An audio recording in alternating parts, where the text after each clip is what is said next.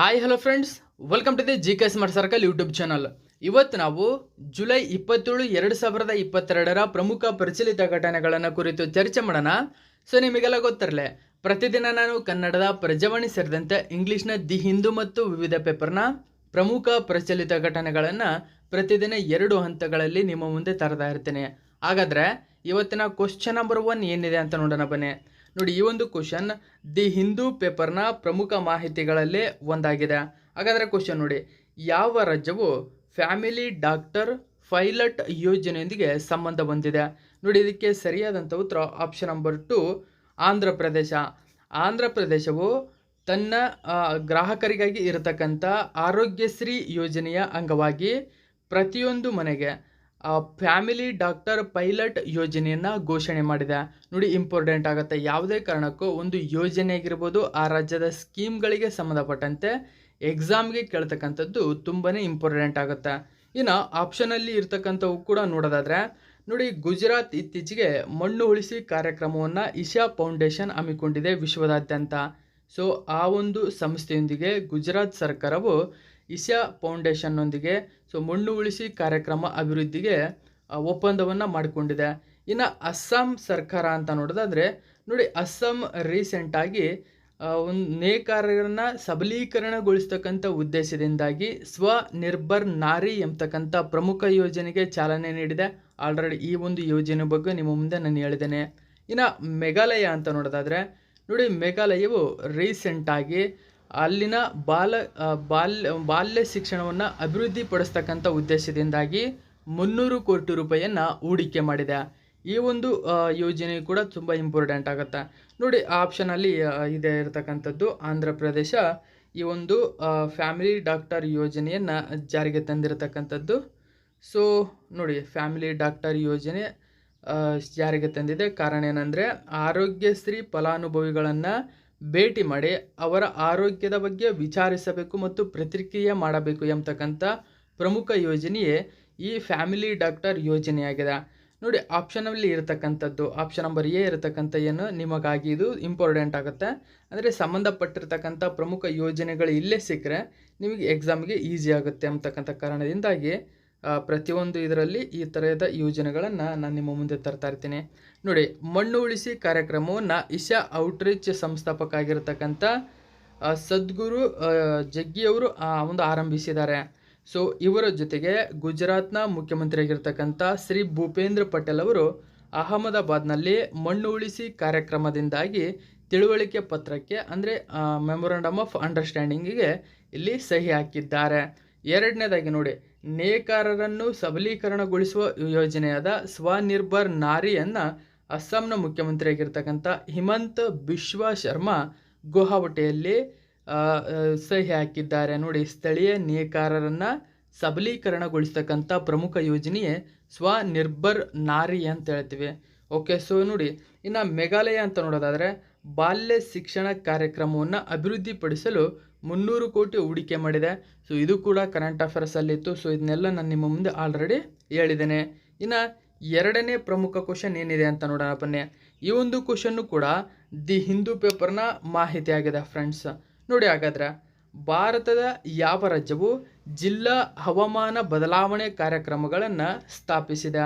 Okay, ನೋಡಿ, important ಆಗುತ್ತೆ. ಜಿಲ್ಲಾ ಹವಾಮಾನ ಬದಲಾವಣೆಯ ಕಾರ್ಯಕ್ರಮಗಳು ಅಂತ ಹೇಳ್ತೀವಿ. ಅಂದರೆ DCCM ಅಂದರೆ ಡಿಸ್ಟ್ರಿಕ್ಟ್ ಕ್ಲೈಮೇಟ್ ಚೇಂಜ್ ಮಿಷನ್ಸ್ ಅಂತೇಳಿ ನೋಡಿ, ಇಂಪಾರ್ಟೆಂಟ್ ಆಗುತ್ತೆ. ಸೊ ಇದಕ್ಕೆ ಸರಿಯಾದಂಥ ಉತ್ತರ option number C, Tamil Nadu. Tamil Nadu ಈ ಒಂದು ಪ್ರಮುಖ ಯೋಜನೆಯನ್ನು ಜಾರಿಗೆ ತಂದಿರತಕ್ಕಂಥದ್ದು. ನೋಡಿ, Tamil Nadu sets of climate change mission in all 38 districts.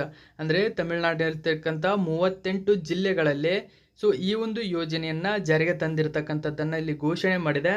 ನೋಡಿ, ಮಾಹಿತಿ ಪ್ರಕಾರ ತಮಿಳುನಾಡು ಸರ್ಕಾರವು ಇತ್ತೀಚೆಗೆ ತನ್ನ ರಾಜ್ಯದ 38 ಜಿಲ್ಲೆಗಳಲ್ಲಿ ಜಿಲ್ಲಾ ಹವಾಮಾನ ಬದಲಾವಣೆ ಕಾರ್ಯಾಚರಣೆಗಳನ್ನು ಅಂದರೆ DCCM ಅನ್ನು ಸ್ಥಾಪನೆ ಮಾಡಿದೆ. DCCMಗಳನ್ನು ಜಿಲ್ಲಾಧಿಕಾರಿಗಳು ಮಿಷನ್ ಡೈರೆಕ್ಟರ್ಗಳು ಆಗಿ ಕಾರ್ಯನಿರ್ವಹಿಸ್ತಾರೆ. ನೋಡಿ, ಇಂಪಾರ್ಟೆಂಟ್ ಆಗುತ್ತೆ. ಈ ಒಂದು ಜಿಲ್ಲಾ ಹವಾಮಾನ ಬದಲಾವಣೆ ಕಾರ್ಯಕ್ರಮಗಳಿಗೆ ಮಿಷನ್ ಡೈರೆಕ್ಟರ್ಗಳಾಗಿ ಅಲ್ಲಿ ಆಯಾ ಜಿಲ್ಲೆಯ ಜಿಲ್ಲಾಧಿಕಾರಿಗಳು ನೇಮಕ ಮಾಡಲಾಗಿದೆ. ಮತ್ತು ಜಿಲ್ಲಾ ಅರಣ್ಯ ಅಧಿಕಾರಿಗಳು ಇಲ್ಲಿ ಹವಾಮಾನ ಅಧಿಕಾರಿಗಳಾಗಿ ಕಾರ್ಯನಿರ್ವಹಿಸುತ್ತಾರೆ. ಇನ್ನು ಜಿಲ್ಲಾಧಿಕಾರಿಗಳು ಜಿಲ್ಲಾ ಮಟ್ಟದ ಹವಾಮಾನ ಬದಲಾವಣೆ ತಗ್ಗಿಸುವಿಕೆ ಮತ್ತು ಹೊಂದಾಣಿಕೆಯ ಯೋಜನೆಗಳನ್ನು ಸಿದ್ಧಪಡಿಸುತ್ತಾರೆ ಮತ್ತು ಕಡಿಮೆ ಇಂಗಾಲದ ಹವಾಮಾನ ಸ್ಥಿತಿಸ್ಥಾಪಕ ಅಭಿವೃದ್ಧಿ ಯೋಜನೆಗಳಿಗೆ ಒಳಹರಿವುಗಳನ್ನು ಒದಗಿಸುತ್ತಾರೆ. ಒಳಹರಿವು ಅಂತಂದರೆ ಹಣಕಾಸಿನ ವ್ಯವಹಾರ ಆಗಿರ್ಬೋದು. ಸೊ ಇದನ್ನು ನೋಡಿ ಇಂಪಾರ್ಟೆಂಟ್ ಆಗುತ್ತೆ. ಇಲ್ಲಿ DCCMಗಳ ಮಿಷನ್ ಡೈರೆಕ್ಟರ್ ಆಗಿ ಯಾರಿರ್ತಾರೆ ಅಂದರೆ ಜಿಲ್ಲಾಧಿಕಾರಿಗಳು. ನೋಡಿ ಹೊಸದಾಗಿ ಇರತಕ್ಕಂಥ ಪ್ರಮುಖ ಯೋಜನೆಗಳಲ್ಲಿ ಒಂದಾಗಿದೆ ಸ್ನೇಹಿತರೆ, ಅದು ಇಂಪಾರ್ಟೆಂಟ್ ಆಗುತ್ತೆ. ನೋಡಿ ಹವಾಮಾನ ಬದಲಾವಣೆಯ ನಿರ್ವಹಣೆಯಲ್ಲಿ ಸ್ಥಳೀಯ ಸಮುದಾಯಗಳಿಗೆ ಶಿಕ್ಷಣ ನೀಡುವುದು ಮತ್ತು ಹೊಂದಾಣಿಕೆಗಾಗಿ ಪುರಾವೆ ಆಧಾರಿತ ಹಸಿರು ಮಾದರಿಗಳಿಗೆ ತಂತ್ರಜ್ಞಾನಗಳನ್ನು ರಚಿಸುವುದು ಮತ್ತು ಹಸಿರು ಚಲನಶೀಲತೆಗೆ ಪ್ರಾಯೋಗಿಕ ಮಾದರಿಗಳು ಇತರೆ ಉದ್ದೇಶಗಳಾಗಿವೆ. ಓಕೆ, ಇನ್ನು ಮೂರನೇ ಪ್ರಮುಖ ಕ್ವಶನ್ ಏನಿದೆ ಅಂತ ನೋಡಿ ಈ ಒಂದು ಕ್ವಶನ್ ಬಿಸ್ನೆಸ್ ಸ್ಟ್ಯಾಂಡರ್ಡ್ ಪೇಪರ್ನ ಪ್ರಮುಖ ಮಾಹಿತಿ ಆಗಿತ್ತು. ನೋಡಿ ಇತ್ತೀಚೆಗೆ ಭಾರತದ ಹಿಂಡರ್ಮಿಟ್ ಗಿಲ್ ವೆರಿ ಇಂಪಾರ್ಟೆಂಟ್ ಆಗುತ್ತೆ. ಅವರನ್ನು ಕೆಳಗಿನ ಯಾವ ಬ್ಯಾಂಕಿನ ಮುಖ್ಯ ಅರ್ಥಶಾಸ್ತ್ರಜ್ಞರಾಗಿ ಹೆಸರಿಸಲಾಗಿದೆ? ನೋಡಿ ಇದಕ್ಕೆ ಸರಿಯಾದಂಥ ಉತ್ತರ ಆಪ್ಷನ್ ನಂಬರ್ 1 ವಿಶ್ವ ಬ್ಯಾಂಕ್. ನೋಡಿ ತುಂಬ ಇಂಪಾರ್ಟೆಂಟ್ ಆಗಿರ್ತಕ್ಕಂಥ ಕ್ವಶನ್ನು.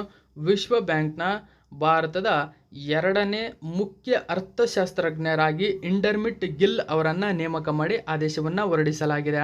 ನೋಡಿ ಈ ಒಂದು ವಿಶ್ವ ಬ್ಯಾಂಕ್ನ ಮುಖ್ಯ ಅರ್ಥಶಾಸ್ತ್ರಜ್ಞರಾಗುವುದು ಅಷ್ಟು ಸುಲಭವಲ್ಲ. ಸೊ ಇವರು ಭಾರತದಿಂದ 2ನೇ ವ್ಯಕ್ತಿಯಾಗಿದ್ದಾರೆ. ಹಾಗಾದರೆ ಇದರ ಎಕ್ಸ್ಪ್ಲನೇಷನ್ ನೋಡೋಣ ಬನ್ನಿ. ನೋಡಿ India's Indermit Gill appointed chief economist of world bank. Okay, world ಬ್ಯಾಂಕ್ನ ಚೀಫ್ ಎಕನಾಮಿಸ್ಟ್ ಆಗಿ ನೇಮಕಗೊಂಡಿದ್ದಾರೆ. ಅಂತಾರಾಷ್ಟ್ರೀಯ ಹಣಕಾಸು ಸಂಸ್ಥೆಯಾಗಿರ್ತಕ್ಕಂಥ ವರ್ಲ್ಡ್ ಬ್ಯಾಂಕಿಗೆ ಹಿಂಡರ್ಮಿಟ್ ಗಿಲ್ ಅವರನ್ನು ಬಹುಪಕ್ಷೀಯ ಅಭಿವೃದ್ಧಿ ಬ್ಯಾಂಕಿನಲ್ಲಿ ಅಭಿವೃದ್ಧಿ ಅರ್ಥಶಾಸ್ತ್ರದ ಮುಖ್ಯ ಅರ್ಥಶಾಸ್ತ್ರಜ್ಞ ಮತ್ತು ಹಿರಿಯ ಉಪಾಧ್ಯಕ್ಷನನ್ನಾಗಿ ನೇಮಿಸಲಾಗಿದೆ. ನೋಡಿ ಇಲ್ಲಿ ಅವರು ಮುಖ್ಯ ಅರ್ಥಶಾಸ್ತ್ರಜ್ಞರ ಅಷ್ಟೇ ಅಲ್ಲದೆ ಅಲ್ಲಿನ ಹಿರಿಯ ಉಪಾಧ್ಯಕ್ಷನನ್ನಾಗಿ ಕೂಡ ನೇಮಿಸಲಾಗಿದೆ. ಸೊ ಅವರ ನೇಮಕವು ಸೆಪ್ಟೆಂಬರ್ 1, 2022ರಿಂದ ಜಾರಿಗೆ ಬರಲಿದೆ. ಗಿಲ್ ಅವರು ವಿಶ್ವ ಬ್ಯಾಂಕ್ನ ಮುಖ್ಯ ಅರ್ಥಶಾಸ್ತ್ರಜ್ಞರಾಗಿ ಸೇವೆ ಸಲ್ಲಿಸುತ್ತಿರುವ 2ನೇ ಭಾರತೀಯ ಹಿಂಡರ್ಮಿಟ್ ಗಿಲ್ ಆಗಿದ್ದಾರೆ. ಹಾಗಾದರೆ ಒಂದವರು ಯಾರು? ಕೌಶಿಕ್ ಬಸು. ನೋಡಿ ಕೌಶಿಕ್ ಬಸು 2012ರಿಂದ 2016ರವರೆಗೆ ಆಲ್ರೆಡಿ ಕಾರ್ಯನಿರ್ವಹಿಸಿರ್ತಕ್ಕಂಥ ಭಾರತದ ಮೊಟ್ಟ ಮೊದಲ ಒಂದು ಮುಖ್ಯ ಅರ್ಥಶಾಸ್ತ್ರಜ್ಞರಾಗಿ ಕಾರ್ಯನಿರ್ವಹಿಸುತ್ತಿದ್ದಾರೆ ಕೌಶಿಕ್ ಬಸು. 2ನೇವರಾದರೆ ಹಿಂಡರ್ಮಿಟ್ ಗಿಲ್ ಅಂತ ಹೇಳ್ತೇವೆ. ಸೊ ಈ ಹಿಂಡರ್ಮಿಟ್ ಗಿಲ್ 2ನೇ ವ್ಯಕ್ತಿಯಾಗಿದ್ದಾರೆ. ಫಸ್ಟ್ನವರು ಕೌಶಿಕ್ ಬಸು. ಓಕೆ, ಸೊ ಈ ಹಿಂಡರ್ಮಿಟ್ ಗಿಲ್ ಅವರ ಬಗ್ಗೆ ನಾವು ನೋಡೋದಾದರೆ ನೋಡಿ ಗಿಲ್ ಪ್ರಸ್ತುತ ಅವರು ಏನು ಕಾರ್ಯ ಮಾಡ್ತಾರೆ ಪ್ರಸ್ತುತ ಅಂತ ನೋಡೋದಾದರೆ ಇವರು ನೋಡಿ ಪ್ರಸ್ತುತ ಅದೇ ವಿಶ್ವ ಬ್ಯಾಂಕ್ನಲ್ಲಿ ಸಮಾನ ಬೆಳವಣಿಗೆ, ಹಣಕಾಸು ಮತ್ತು ಸಂಸ್ಥೆಗಳಿಗೆ ಉಪಾಧ್ಯಕ್ಷರಾಗಿದ್ದಾರೆ. ಸ್ಥೂಲ ಅರ್ಥಶಾಸ್ತ್ರ, ಸಾಲ, ವ್ಯಾಪಾರ, ಬಡತನ ಮತ್ತು ಆಡಳಿತದ ಕೆಲಸವನ್ನು ಮುನ್ನಡೆಸ್ತಾರೆ. ನೋಡಿ ಇಲ್ಲಿ ನಿಮಗೆ ಕನ್ನಡದಲ್ಲಿ ಅಷ್ಟು ಸರಿಯಾಗಿ ಅರ್ಥ ಆಗಲಿಲ್ಲ ಅಂದರೆ ಇಂಗ್ಲೀಷಲ್ಲೂ ಕೂಡ ಕೊಟ್ಟಿದ್ದೇನೆ. ಅವರು currently vice president for equitable growth finance and institutions at the bank, leads the world of micro economics, debits, trade, poverty and ಗವರ್ನೆನ್ಸ್ನ ಇಲ್ಲಿ ಒಂದು ಆಡಳಿತಗಾರರಲ್ಲಿ ಅಧ್ಯಕ್ಷರಾಗಿ ಇಲ್ಲಿ ಕಾರ್ಯನಿರ್ವಹಿಸಿದ್ದಾರೆ. ಅಂದರೆ ಇವಕ್ಕೆಲ್ಲ ಉಪಾಧ್ಯಕ್ಷರಾಗಿ ಈ ಹಿಂದೆ ಕಾರ್ಯನಿರ್ವಹಿಸ್ತಿದ್ರು. ಸೊ ಆಗ ಇನ್ನು ಸೆಪ್ಟೆಂಬರ್ 1ರಿಂದ ಇಲ್ಲಿ ಅವರು ಮುಖ್ಯ ಅರ್ಥಶಾಸ್ತ್ರಜ್ಞರಾಗಿ ಕಾರ್ಯನಿರ್ವಹಿಸಲಿದ್ದಾರೆ. ಸೊ 2016 ಮತ್ತು 2021ರ ನಡುವೆ ಅವರು ಡ್ಯೂಕ್ ವಿಶ್ವವಿದ್ಯಾಲಯದಲ್ಲಿ ಸಾರ್ವಜನಿಕ ನೀತಿಯ ಪ್ರಾಧ್ಯಾಪಕರಾಗಿದ್ದರು ಮತ್ತು ಬ್ರೋಕಿಂಗ್ಸ್ ಸಂಸ್ಥೆಯಲ್ಲಿ ಜಾಗತಿಕ ಆರ್ಥಿಕತೆ ಮತ್ತು ಅಭಿವೃದ್ಧಿ ಕಾರ್ಯಕ್ರಮದಲ್ಲಿ ಅನಿವಾಸಿ ಹಿರಿಯ ಸಹೋದ್ಯೋಗಿ ಕೂಡ ಇವರಾಗಿದ್ದರು. ನೋಡಿ ಇಂಪಾರ್ಟೆಂಟ್ ಆಗುತ್ತಾ. ಸೊ ಈಗ ನಿಮಗೆ ಎಕ್ಸಾಮ್ನ ಉದ್ದೇಶದಿಂದಾಗಿ ವಿಶ್ವ ಬ್ಯಾಂಕ್ನ ಬಗ್ಗೆ ನಾವು ಸಂಪೂರ್ಣವಾಗಿ ತಿಳ್ಕೊಳ್ಳೋಣ. ಓಕೆ, ನೋಡಿ ಮಾಹಿತಿ ಪ್ರಕಾರ ಸ್ಥಾಪನೆ ಮಾಡಿದ್ದು ವಿಶ್ವ ಬ್ಯಾಂಕ್ ಯಾವಾಗ ಸ್ಥಾಪನೆ ಆಯಿತು ಅಂದರೆ ನೋಡಿ ಡಿಸೆಂಬರ್ 1945ರಲ್ಲಿ ಸ್ಥಾಪನೆ ಆಗುತ್ತೆ ವಿಶ್ವ ಬ್ಯಾಂಕ್. ನೋಡಿ ವಿಶ್ವ ಬ್ಯಾಂಕ್ ಗ್ರೂಪ್ ಬೇರೆ ಸ್ನೇಹಿತರೆ. Okay, so world bank group ಅಂತ ನೋಡೋದಾದರೆ ನೋಡಿ ಈ ವರ್ಲ್ಡ್ ಬ್ಯಾಂಕ್ ಗ್ರೂಪ್ ಸ್ಥಾಪನೆಯಾಗಿದ್ದು ಜುಲೈ 1944ರಲ್ಲಿ ವರ್ಲ್ಡ್ ಬ್ಯಾಂಕ್ ಗ್ರೂಪ್ ಸ್ಥಾಪನೆ ಆಗುತ್ತೆ. ಈ ವರ್ಲ್ಡ್ ಬ್ಯಾಂಕ್ ಗ್ರೂಪ್ ವರ್ಲ್ಡ್ ಬ್ಯಾಂಕನ್ನು ಸ್ಥಾಪನೆ ಮಾಡಿದ್ದು ಡಿಸೆಂಬರ್ 1945. ನಿಮಗೆ ಆಪ್ಷನಲ್ಲಿ ಇದನ್ನು ಕೊಟ್ಬಿಟ್ರೆ ಸುಮಾರು ಜನ ನೋಡಿ, ವಿಕಿಪೀಡಿಯಾದಲ್ಲಿ ಜುಲೈ 1944 ಅಂತ ಒಂದಿದೆ, ಇನ್ನೊಂದು ವಿಕಿಪೀಡಿಯಾದಲ್ಲಿ ಡಿಸೆಂಬರ್ 1945 ಅಂತ ಇದೆ. ಇದರಲ್ಲಿ ವಿಶ್ವ ಬ್ಯಾಂಕ್ ಗ್ರೂಪ್ ಬೇರೆ, ವಿಶ್ವ ಬ್ಯಾಂಕೇ ಬೇರೆ. ಓಕೆ, ವಿಶ್ವ ಬ್ಯಾಂಕ್ ಗ್ರೂಪ್ ವಿಶ್ವ ಬ್ಯಾಂಕನ್ನು ಡಿಸೆಂಬರ್ 1945ರಲ್ಲಿ ಸ್ಥಾಪನೆ ಮಾಡಲಾಗಿದೆ. ಸೊ ಇದೊಂದು ಅಂತಾರಾಷ್ಟ್ರೀಯ ಹಣಕಾಸು ಸಂಸ್ಥೆಯಾಗಿದೆ. ಪ್ರಧಾನ ಕಚೇರಿ ವಾಷಿಂಗ್ಟನ್ DC ಯಲ್ಲಿದೆ. ಪ್ರಸ್ತುತ ಸದಸ್ಯ ರಾಷ್ಟ್ರಗಳು 189 ಸದಸ್ಯ ರಾಷ್ಟ್ರಗಳಿವೆ. ಹಾಗಾದರೆ ಈ 189 ಸದಸ್ಯ ರಾಷ್ಟ್ರಗಳಲ್ಲಿ ಇದು ವಿಶ್ವ ಬ್ಯಾಂಕ್ ಏನಿದೆ 2 ಅಂಗಸಂಸ್ಥೆಗಳನ್ನು ಒಳಗೊಂಡಿದೆ ಸ್ನೇಹಿತರೆ. ಅವು ಯಾವುವು ಅಂತ ನೋಡಿದ್ರೆ ನೋಡಿ, IBRD. ಓಕೆ, ಸೊ ಇಲ್ಲಿ IBRD, ಇನ್ನೊಂದು IDA ಅಂತ ಹೇಳ್ತೀವಿ. ಸೊ ಇವೆರಡು ವಿಶ್ವಸಂಸ್ಥೆಯ ಅಂಗಸಂಸ್ಥೆಗಳು. ಸೊ ಈ 2 ಸಂಸ್ಥೆಗಳು, ಸೊ IBRD ಇಲ್ಲಿ 189 ಸದಸ್ಯ ರಾಷ್ಟ್ರಗಳನ್ನು ಒಳಗೊಂಡಿದೆ, IDA 174 ಸದಸ್ಯ ರಾಷ್ಟ್ರಗಳನ್ನು ಒಳಗೊಂಡಿದೆ. ಟೋಟಲ್ ಆಗಿ ವಿಶ್ವ ಬ್ಯಾಂಕ್ 189 ಸದಸ್ಯ ರಾಷ್ಟ್ರಗಳನ್ನು ಒಳಗೊಂಡಿದೆ. ಇಲ್ಲಿ ನೋಡಿ, ಮುಖ್ಯವಾಗಿ ನೀವು ಗಮನಿಸಬೇಕಾಗಿರ್ತಕ್ಕಂಥದ್ದು ಏನಂದರೆ 189 ಸದಸ್ಯ ರಾಷ್ಟ್ರಗಳಲ್ಲಿ 188 ವಿಶ್ವಸಂಸ್ಥೆಯ ಸದಸ್ಯ ರಾಷ್ಟ್ರಗಳೇ ಇದೆ. ಇನ್ನೊಂದು 189ನೇದು ರೀಸೆಂಟಾಗಿ ಸೇರ್ಪಡೆಗೊಂಡಿದೆ. ಅದು ಯಾವುದಂದರೆ ಕುಸುವು ಅಂತ ಹೇಳ್ತೀವಿ ನೋಡಿ, ರೀಸೆಂಟಾಗಿ. ಇದು ಇಂಪಾರ್ಟೆಂಟ್ ಆಗುತ್ತೆ ನಿಮಗೆ ಎಕ್ಸಾಮ್ಗೆ. ಇನ್ನು ಪ್ರಮುಖ ವ್ಯಕ್ತಿಗಳು ನೋಡಿ, ಪ್ರಸ್ತುತ ಅಧ್ಯಕ್ಷರು ಡೇವಿಡ್ ಮಾಲ್ಪಾಸ್, ಪ್ರಸ್ತುತ ಭಾರತೀಯರಾಗಿರ್ತಕ್ಕಂಥ ಅನ್ಶುಲಾ ಕಾಂತ್ ಇಲ್ಲಿ MD ಮತ್ತು CFO ಆಗಿ ಕಾರ್ಯನಿರ್ವಹಿಸ್ತಾ ಇದ್ದಾರೆ. ಇನ್ನು ಕಾರ್ಮೆನ್ ರೆನ್ಹಾರ್ಟ್ ಅಂತ ಹೇಳ್ತೀವಿ ನೋಡಿ, ಮುಖ್ಯ ಅರ್ಥಶಾಸ್ತ್ರಜ್ಞರು ಇವರು.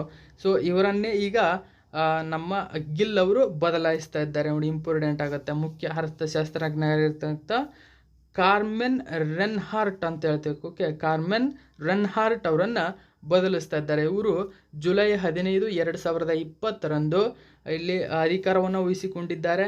ಸೊ ಕಾರ್ಮೆನ್ ರೆನ್ಹಾರ್ಟ್ ಅವರನ್ನು ಇವರು ಗಿರ್ಮಿಟ್ ಅವರು ಇಲ್ಲಿ ಬದಲಾಯಿಸ್ತಾ ಇದ್ದಾರೆ. ಇನ್ನು ಇದರ ಪೋಷಕ ಸಂಸ್ಥೆ ವಿಶ್ವ ಬ್ಯಾಂಕ್ ಗ್ರೂಪ್ ಅಂತ ಹೇಳ್ತೀವಿ ನೋಡಿ. ಇದನ್ನು 1944ರ ಬ್ರಿಟನ್ ಹುಡ್ ಸಮ್ಮೇಳನದಲ್ಲಿ ಅಂತಾರಾಷ್ಟ್ರೀಯ ಹಣಕಾಸು ನಿಧಿಯೊಂದಿಗೆ ಸ್ಥಾಪನೆ ಮಾಡಲಾಗಿದೆ ವಿಶ್ವ ಬ್ಯಾಂಕ್ ಗ್ರೂಪನ್ನು. ಓಕೆ, ಸೊ ವಿಶ್ವ ಬ್ಯಾಂಕ್ ಗ್ರೂಪ್ ನೋಡೋದಾದರೆ ನೋಡಿ, ಇದೊಂದು ವಿಸ್ತೃತ ಅಂತಾರಾಷ್ಟ್ರೀಯ ಸಂಸ್ಥೆಗಳ ಕುಟುಂಬವಾಗಿದೆ. ಸೊ ಎಲ್ಲ ಮಾಹಿತಿ ನೀವು ಗಮನಿಸಬಹುದು.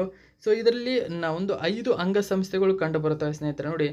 ಪುನರ್ ನಿರ್ಮಾಣ ಮತ್ತು ಅಭಿವೃದ್ಧಿಗಾಗಿ ಅಂತಾರಾಷ್ಟ್ರೀಯ ಬ್ಯಾಂಕ್ ಅಂತ ಹೇಳ್ತೀವಿ ನೋಡಿ, IBRD.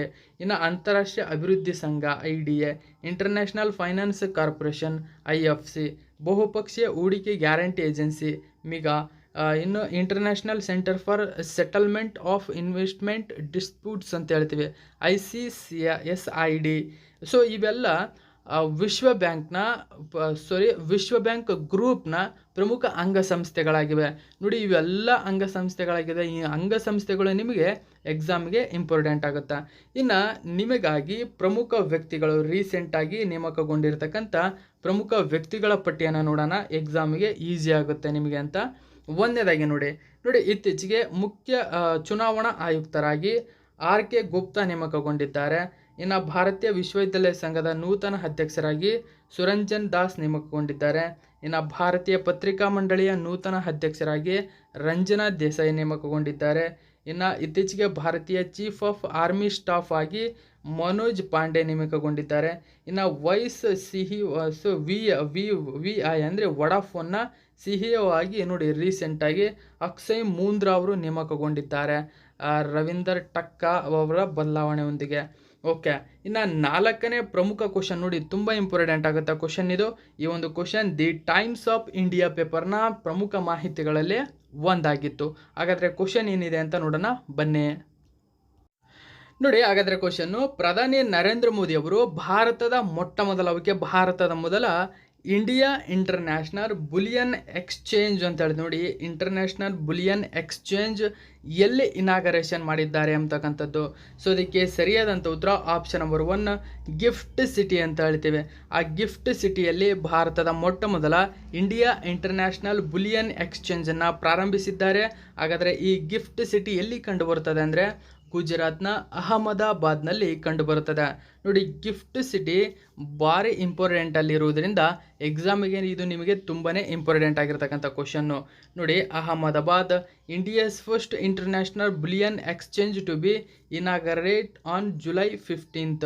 ಸೊ ಇನಾಗರೇಟ್ ಅವಾಗಿದೆ, ಇನ್ನು ಜುಲೈ 29ಗೆ ಸೊ ಇದು ಕಾರ್ಯಾರಂಭ ಮಾಡಲಾಗಿದೆ. ಆ ಒಂದು ಉದ್ದೇಶಕ್ಕೆ ಇಲ್ಲಿ ಇಂಪಾರ್ಟೆಂಟ್ ಆಗಿದೆ. ಅಂದರೆ ಅಲ್ಲಿ ಜುಲೈ 15 ಇನಾಗರೇಷನ್ ಹೆಡ್ಲೈನ್ ಕೊಟ್ಟಿದ್ದಾರೆ. ಸೊ ಇದೇ ಒಂದು ಪೇಪರಲ್ಲಿ ಜುಲೈ 29 ಅದು ಕಾರ್ಯಾರಂಭ ಮಾಡಲಿದೆ. ಓಕೆ, ಗಿಫ್ಟ್ ಸಿಟಿ ಏನಿದು ನೋಡೋದಾದರೆ ನೋಡಿ, ಮಾಹಿತಿ ಪ್ರಕಾರ ಪ್ರಧಾನಿ ನರೇಂದ್ರ ಮೋದಿ ಅವರು ಜುಲೈ 29, 2022ರಂದು ಇಂಡಿಯಾ ಇಂಟರ್ನ್ಯಾಷನಲ್ ಬುಲಿಯನ್ ಎಕ್ಸ್ಚೇಂಜನ್ನು ಪ್ರಾರಂಭಿಸಿದ್ದಾರೆ. ಇದು Gujarat international finance tech city gift city. ಇಲ್ಲಿ ನೋಡಿ, ಗಿಫ್ಟ್ ಅಂತಕ್ಕಂಥ ಪದ ನೀವು ಇಲ್ಲಿ ಗಮನಿಸಬಹುದು. ಗಿಫ್ಟ್ ಅಂತಂದರೆ ನೋಡಿ, ಗುಜರಾತ್ ಇಂಟರ್ನ್ಯಾಷನಲ್ ಫೈನಾನ್ಸ್ ಟೆಕ್ ಸಿಟಿಗೆ ನಾವು ಗಿಫ್ಟ್ ಸಿಟಿ ಅಂತ ಕರೀತಾರೆ.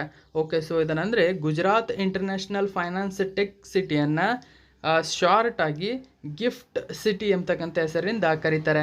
ಸೊ ಈ ಗಿಫ್ಟ್ ಸಿಟಿಯಲ್ಲಿ ಇಂಡಿಯಾ ಇಂಟರ್ನ್ಯಾಷನಲ್ ಬುಲಿಯನ್ ಎಕ್ಸ್ಚೇಂಜನ್ನು ಪ್ರಾರಂಭಿಸಲಾಗಿದೆ. ಹಾಗಾದರೆ ಈ ಒಂದು ಗಿಫ್ಟ್ ಸಿಟಿಯಲ್ಲಿ ಪ್ರಾರಂಭಿಸಿರ್ತಕ್ಕಂಥ ಇದು ಮುಖ್ಯ ಅಂಶಗಳು ಏನು, ಯಾವುದಕ್ಕಾಗಿ ಇದು ಉದ್ದೇಶ ಹೊಂದಿದೆ ನೋಡಿ. ಕಾರಣ ನಿಮಗೆ ಇದು ತುಂಬ ಇಂಪಾರ್ಟೆಂಟ್ ಆಗುತ್ತೆ. ಯಾಕಂದರೆ ಹೇಳಿಕೆ ರೂಪದಲ್ಲಿ ಈಗ ತುಂಬಾ ಕ್ವಶನ್ ಕೇಳ್ತಾ ಇದ್ದಾರೆ. ಆ ಒಂದು ಉದ್ದೇಶದಿಂದಾಗಿ ಸಂಪೂರ್ಣ ವಿವರವನ್ನು ತಿಳ್ಕೊಳ್ಳೋದು ನಿಮಗೆ ಉತ್ತಮ. ನೋಡಿ, ಈ ಸಂದರ್ಭದಲ್ಲಿ ಪ್ರಧಾನಿ ಮೋದಿಯವರು IFSC ಪ್ರಾಧಿಕಾರದ ಪ್ರಧಾನ ಕಚೇರಿ ಕಟ್ಟಡದ ಶಂಕುಸ್ಥಾಪನೆ ನೆರವೇರಿಸಿದ್ದಾರೆ. ನೋಡಿ, IFSCA ಭಾರತದಲ್ಲಿನ IFSCಗಳಲ್ಲಿ ಹಣಕಾಸು ಉತ್ಪನ್ನಗಳು, ಹಣಕಾಸು ಸಂಸ್ಥೆಗಳು ಮತ್ತು ಹಣಕಾಸು ಸೇವೆಗಳ ಅಭಿವೃದ್ಧಿ ಮತ್ತು ನಿಯಂತ್ರಣಕ್ಕಾಗಿ ಏಕೈಕ ನಿಯಂತ್ರಕವಾಗಿದೆ. ಈ IFSC ನೋಡಿ, IFSCಗಳಲ್ಲಿ ಇರ್ತಕ್ಕಂಥ ಈ ಉತ್ಪನ್ನಗಳಿಗೆ ಏಕೈಕ ನಿಯಂತ್ರಕವಾಗಿದೆ. ಇಂಪಾರ್ಟೆಂಟ್ ಆಗದ. ಹಾಗಾದರೆ ಈ ಒಂದು IIBXನ ಉದ್ದೇಶ ಏನಿದೆ ಅಂತ ನೋಡೋದಾದರೆ, ಅಂದರೆ IIBX ಅಂತಂದರೆ ನೋಡಿ, ಇಲ್ಲಿ ಮೇಲ್ಗಡೆ ಹೇಳಿದಂತೆ ನೋಡಿ, ಇದು ಇಂಡಿಯಾ ಇಂಟರ್ನ್ಯಾಷನಲ್ ಬುಲಿಯನ್ ಎಕ್ಸ್ಚೇಂಜ್ ಅಂತ ಹೇಳ್ತೀವಿ. ಹಾಗಾದರೆ ಈ ಒಂದು ಇಂಡಿಯಾ ಇಂಟರ್ನ್ಯಾಷನಲ್ ಬುಲಿಯನ್ ಎಕ್ಸ್ಚೇಂಜ್ನ ಉದ್ದೇಶ ಏನು ನೋಡಿ. ಈ ಒಂದು ಉದ್ದೇಶ ನಿಮಗೆ ಆ ಎಕ್ಸಾಮ್ಗೆ ತುಂಬಾ ಇಂಪಾರ್ಟೆಂಟ್ ಆಗುತ್ತೆ ನೋಡಿ. ಜವಾಬ್ದಾರಿಯುತ ಸೋರ್ಸಿಂಗ್ ಮತ್ತು ಗುಣಮಟ್ಟದ ಭರವಸೆಯೊಂದಿಗೆ ಸಮರ್ಥ ಬೆಲೆ ಅನ್ವೇಷಣೆಗಾಗಿ ಇದು ಉತ್ತಮವಾಗಿರತಕ್ಕಂಥ ಕಲ್ಪನೆಯನ್ನು ಒದಗಿಸುತ್ತದೆ. ಸಮರ್ಥ ಬೆಲೆ ಅನ್ವೇಷಣೆ. ಎರಡನೇದಾಗಿ ನೋಡಿ, ಚಿನ್ನದ ಆರ್ಥಿಕತೆಗೆ ಉತ್ತೇಜನ ನೀಡುತ್ತೆ. ಮೂರನೇದಾಗಿ ಈ ಬುಲಿಯನ್ ಮಾರುಕಟ್ಟೆಯಲ್ಲಿ ತನ್ನ ಸರಿಯಾದ ಸ್ಥಾನವನ್ನು ಪಡೆಯಲು ಭಾರತಕ್ಕೆ ಅಧಿಕಾರವನ್ನು ನೀಡುತ್ತೆ. ಅಷ್ಟೇ ಅಲ್ಲದೆ ಈ ಒಂದು IIBX ಸಮಗ್ರತೆ ಮತ್ತು ಗುಣಮಟ್ಟದೊಂದಿಗೆ ಜಾಗತಿಕ ಮೌಲ್ಯ ಸರಪಳಿಯ ಉದ್ದೇಶವನ್ನು ಪೂರೈಸುತ್ತದೆ. ಅಷ್ಟೇ ಅಲ್ಲದೆ ಈ IIBXನ ಪ್ರಾರಂಭದೊಂದಿಗೆ ಭಾರತವು ಪ್ರಮುಖ ಗ್ರಾಹಕನಾಗಿ ಅಂತಾರಾಷ್ಟ್ರೀಯ ಬೆಳ್ಳಿಯ ಬೆಲೆಗಳ ಮೇಲೆ ಪರಿಣಾಮ ಬೀರಲು ಸಾಧ್ಯವಾಗುತ್ತದೆ ನೋಡಿ. ಈ ಎಲ್ಲ ಒಂದು IIBXನ ಪ್ರಮುಖ ಉದ್ದೇಶಗಳಾಗಿವೆ. ಈ ಉದ್ದೇಶಗಳು ಎಕ್ಸಾಮ್ಗೆ ಇಂಪಾರ್ಟೆಂಟ್ ಆಗುತ್ತೆ. ಇನ್ನು 5ನೇ ಪ್ರಮುಖ ಕ್ವಶನ್ ಏನಿದೆ ಅಂತ ನೋಡೋಣ ಬನ್ನಿ. ಈ ಕ್ವಶನ್ನು ಇಂಡಿಯನ್ ಎಕ್ಸ್ಪ್ರೆಸ್ ಪೇಪರ್ನ ಪ್ರಮುಖ ಮಾಹಿತಿಗಳಲ್ಲಿ ಒಂದಾಗಿತ್ತು ನೋಡಿ. ವಿದೇಶಿ ಆಸ್ತಿ ಪ್ರಕರಣಗಳ ತನಿಖೆಗಾಗಿ ಬಹು ಏಜೆನ್ಸಿ ಗ್ರೂಪ್ ಅಂತ ಹೇಳ್ತೀವಿ, ಅಂದರೆ multi agency group for investigation of foreign asset cases ಎಂಬ ಸಂಸ್ಥೆಯನ್ನು ಯಾವ ದೇಶ ಜಾರಿಗೆ ತಂದಿದೆ ನೋಡಿ. ಇದಕ್ಕೆ ಸರಿಯಾದಂಥ ಉತ್ತರ ನಮ್ಮ ಭಾರತ ಸ್ನೇಹಿತರ. ನೋಡಿ, ಇದೇ ಮೊಟ್ಟ ಮೊದಲ ಬಾರಿಗೆ ವಿಶ್ವದಾದ್ಯಂತ ಪ್ರಮುಖ ಯೋಜನೆಯಾಗಿರತಕ್ಕಂಥ ವಿದೇಶಿ ಆಸ್ತಿ ಪ್ರಕರಣಗಳ ತನಿಖೆಗಾಗಿ ಬಹು ಏಜೆನ್ಸಿ ಗ್ರೂಪನ್ನು ಭಾರತೀಯ ಕೇಂದ್ರ ಸರ್ಕಾರ ಜಾರಿಗೆ ತಂದಿರತಕ್ಕಂಥದ್ದು. ಹಾಗಾದರೆ ಇದು ಏನು ಮಾಡುತ್ತದೆ ಅಂತಂದರೆ ನೋಡಿ, ವಿದೇಶದಿಂದ ಭಾರತೀಯರು ಆಸ್ತಿ ಪ್ರಕರಣಕ್ಕೆ ಸಂಬಂಧಪಟ್ಟಂತೆ ತನಿಖೆ ಮಾಡತಕ್ಕಂಥ ಪ್ರಮುಖ ಬಹು ಏಜೆನ್ಸಿಯೇ ಈ ಗ್ರೂಪ್ ಆಗಿದೆ ನೋಡಿ. ಮಾಹಿತಿ ಪ್ರಕಾರ multi agency group set up by government for ನೋಡಿ expeditious and coordinated investigation of various categories of foreign asset cases ಅಂತ ಹೇಳ್ತೀವಿ. ಹಾಗಾದರೆ ವಿವರಣೆ ಏನಿದೆ ಅಂತ ನೋಡೋದಾದರೆ, ಭಾರತ ಸರ್ಕಾರವು ವಿದೇಶಿ ಆಸ್ತಿ ಪ್ರಕರಣಗಳ ತನಿಖೆಗಾಗಿ ಬಹು ಏಜೆನ್ಸಿ ಗ್ರೂಪನ್ನು ಸ್ಥಾಪಿಸಿದೆ ನೋಡಿ. ಈ ಗುಂಪು ವಿವಿಧ ಜಾರಿ ಸಂಸ್ಥೆಗಳಾಗಿರ್ಬೋದು ಮತ್ತು ಸಂಸ್ಥೆಗಳ ಪ್ರತಿನಿಧಿಗಳನ್ನು ಒಳಗೊಂಡಿರುತ್ತದೆ. ಫ್ಯಾರಡೈಸ್ ಪೇಪರ್ ಸೋರಿಕೆಗಳು ನೋಡಿ ಇಂಪಾರ್ಟೆಂಟ್ ಆಗುತ್ತೆ. ಇದು ಏನು ಮಾಡ್ತದೆ ಅಂದರೆ, ಫ್ಯಾರಡೈಸ್ ಪೇಪರ್ ಸೋರಿಕೆಗಳಾಗಿರ್ಬೋದು, ಪನಾಮಾ ಪೇಪರ್ ಸೋರಿಕೆಗಳಾಗಿರ್ಬೋದು ಮತ್ತು ಪಂಡುರಾ ಪೇಪರ್ ಸೋರಿಕೆಗಳಂತಹ ವಿವಿಧ ವರ್ಗಗಳ ವಿದೇಶಿ ಆಸ್ತಿ ಪ್ರಕರಣಗಳ ತನಿಖೆಯಲ್ಲಿ ಇದು ಒಳಗೊಂಡಿರುತ್ತದೆ. ಹಾಗಾದರೆ ಈ ಮಲ್ಟಿ ಏಜೆನ್ಸಿ ಗ್ರೂಪ್ ಕೆಳಗಿನ ಪರಿಹಾರಕ್ಕಾಗಿ ಸ್ಥಾಪಿಸಲಾಗಿದೆ. ಏನಕ್ಕಾಗಿ ನೋಡಿ, ಭಾರತೀಯ ನಾಗರಿಕರು ಮತ್ತು ಕಂಪನಿಗಳು ಸ್ವಿಸ್ ಬ್ಯಾಂಕಿನಲ್ಲಿ ಠೇವಣಿ ಇಟ್ಟಿರುವ ಹಣದ ಬಗ್ಗೆ ಸರ್ಕಾರಕ್ಕೆ ಯಾವುದೇ ಅಧಿಕೃತ ಅಂದಾಜಿಲ್ಲ. ಈ ಕಾರಣಕ್ಕಾಗಿ ಈ ಒಂದು ಗ್ರೂಪ್ ಇದನ್ನು ತನಿಖೆ ಮಾಡುತ್ತದೆ. ಎರಡನೇ ಪ್ರಮುಖ ಯೋಜನೆ ಅಂದರೆ ನೋಡಿ, ಇದು ಸ್ವಿಸ್ ಬ್ಯಾಂಕ್ಗಳಲ್ಲಿ ಭಾರತೀಯ ಹಣವು 2020ಕ್ಕೆ ಹೋಲಿಸಿದರೆ 21ರಲ್ಲಿ ಹೆಚ್ಚಾಗಿದೆ ಅಂತಕ್ಕಂಥ ಪ್ರಮುಖ ಮಾಹಿತಿ ದೊರೆತಿದೆ.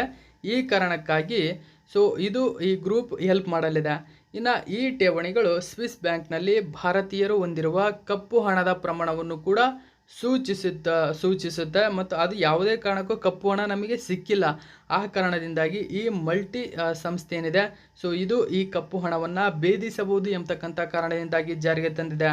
ಇನ್ನು ನಿರ್ಮಲಾ ಸೀತಾರಾಮನ್ ಅವರು ಮೇ 31ರಂದು ಕಪ್ಪು ಹಣ ಅಂತ ಅಂದರೆ ನೋಡಿ, ಬಹಿರಂಗಪಡಿಸದ ವಿದೇಶಿ ಆದಾಯ ಮತ್ತು ಆಸ್ತಿಗಳು ಅಂದರೆ ಸ್ವಿಸ್ ಬ್ಯಾಂಕ್ನಲ್ಲಿರ್ತಕ್ಕಂಥದ್ದು.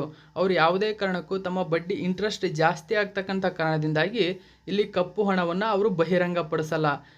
ಈ ಕಪ್ಪು ಹಣವನ್ನು ನಾವು ಬಹಿರಂಗಪಡಿಸದ ವಿದೇಶಿ ಆದಾಯ ಮತ್ತು ಆಸ್ತಿಗಳು ಅಂತ ಹೇಳ್ತೀವಿ. ನೋಡಿ, ಕಪ್ಪು ಹಣ ಮತ್ತು ತೆರಿಗೆ ಕಾಯ್ದೆ 2015ರ ಅಡಿಯಲ್ಲಿ ಮೌಲ್ಯಮಾಪನಗಳನ್ನು 368 ಪ್ರಕರಣಗಳಲ್ಲಿ ಪೂರ್ಣಗೊಳಿಸಲಾಗಿದ್ದು 14,820 ಕೋಟಿ ರೂಪಾಯಿಗಳ ತೆರಿಗೆ ಬೇಡಿಕೆಯನ್ನು ಹೆಚ್ಚಿಸಲಾಗಿದೆ ಅಂತಕ್ಕಂಥ ಮಾಹಿತಿ ಕೂಡ ಇಲ್ಲಿ ದೊರೆತಿರ್ತಕ್ಕಂಥದ್ದು. ಇನ್ನು 6ನೇ ಪ್ರಮುಖ ಕ್ವಶನ್ ಏನಿದೆ ಅಂತ ನೋಡಿ, ಇದು ಕೂಡ ಇಂಡಿಯನ್ ಎಕ್ಸ್‌ಪ್ರೆಸ್ ಪೇಪರ್ನ ಮಾಹಿತಿ ಆಗಿದೆ. ನೋಡಿ, ಭಾರತವು United Nation relief and works agency UNRWAಗೆ ಡ್ಯಾಶ್ ದೇಶದ ನಿರಾಶ್ರಿತರಿಗೆ 2.5 ಮಿಲಿಯನ್ ಅಮೆರಿಕನ್ ಡಾಲರ್ ಕೊಡುಗೆಯನ್ನು ನೀಡಿದೆ. ನೋಡಿ, ಇಂಪಾರ್ಟೆಂಟ್ ಆಗುತ್ತೆ. ಇದಕ್ಕೆ ಸರಿಯಾದಂಥ ಉತ್ತರ ಆಪ್ಷನ್ ನಂಬರ್ 2 ಪ್ಯಾಲೆಸ್ತೈನ್ ಅಂತ ಹೇಳ್ತೀವಿ. ನೋಡಿ, ಏನಂದರೆ United Nation relief and works agency ಅಂತ ಹೇಳ್ತೀವಿ.